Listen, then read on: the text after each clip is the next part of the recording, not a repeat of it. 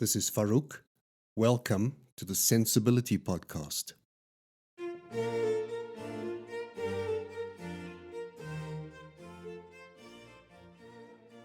The episode last week on how to make a sincere apology drew many comments, and I'm very grateful for the encouragement and positive feedback I got. So I thought to move to the opposite end of the scale today and talk about the compliment. If you'd like to deliver a life-changing compliment, then keep listening. I discovered this technique by accident a few years ago in an article by Bill Murray Jr., and after practicing it for a while, found it quite easy to apply, mainly because its roots are grounded in a simple truth of psychology and emotional intelligence that I think we will all understand. And it really comes down to framing your compliment in a short preamble containing two things. Firstly, paying attention to what you're about to say to your audience, and second, delivering a message that's a true and positive reflection on them. The simple way to remember how to do this is to learn to give praise by starting with a short, focus shifting preamble.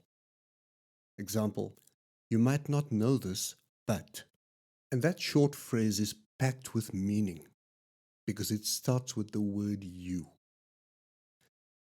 So it impresses that the person you're addressing is the subject of the conversation. And it also implies that you're about to share new knowledge that the other person may not be aware of. Also, the inclusion of the conjunction but suggests that the information you're about to share might contradict previously held assumptions. Overall, it establishes that whatever comes next isn't just about something you want to say. Instead, it's about the other person's perception of reality. And it's, it's others-centered, if you like, rather than self-centered. So that's the preamble, which is positive and truthful. And here are some variations on the technique. You might not know this, but we really appreciate how calm you are in a crisis. Or, I'm not sure if you appreciate your impact, but your comments in the meeting yesterday aligned the entire team.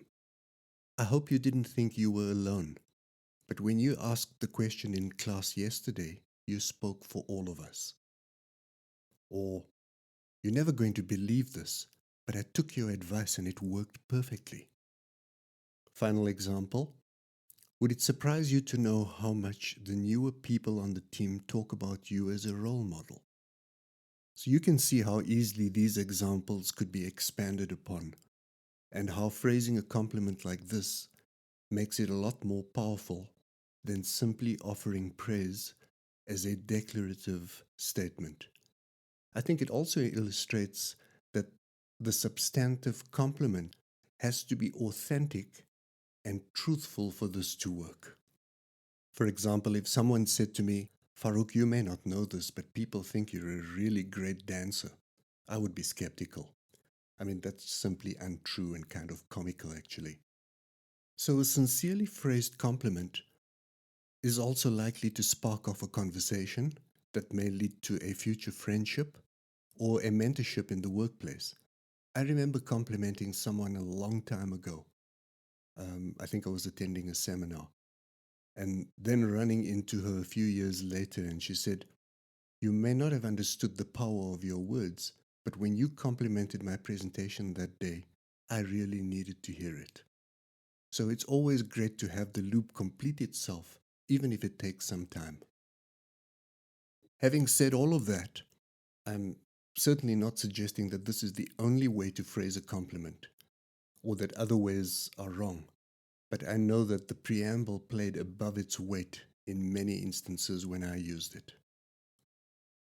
It's a reminder that whether this is hardwired or a learned insecurity, most of us are predisposed to seek out information about how others perceive us.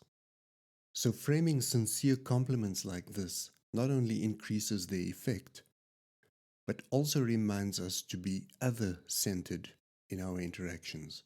In other words, you might not know this, but your opinions are valuable to other people. And when you phrase them correctly, they can stick with them in a positive way for years to come. Paying someone a compliment has a number of other benefits, and these include giving you an opportunity to meet new people or improve your existing relationships, and making you happier. And while there are a few theories about why this is so, to my mind, it's actually quite simple. When you truly feel that someone deserves a compliment and you give it to them, you become happier because your thoughts are congruent with your words and actions. It also builds self esteem. Trust me, it takes courage to walk up to someone you don't know and say something nice about them. But by doing it, you show yourself that you have what it takes to impact the lives of other people positively. And on top of that, a genuine compliment involves noticing the good in others. So as you become more proficient in finding positive aspects in other people, you get better at seeing the positive aspects in yourself too.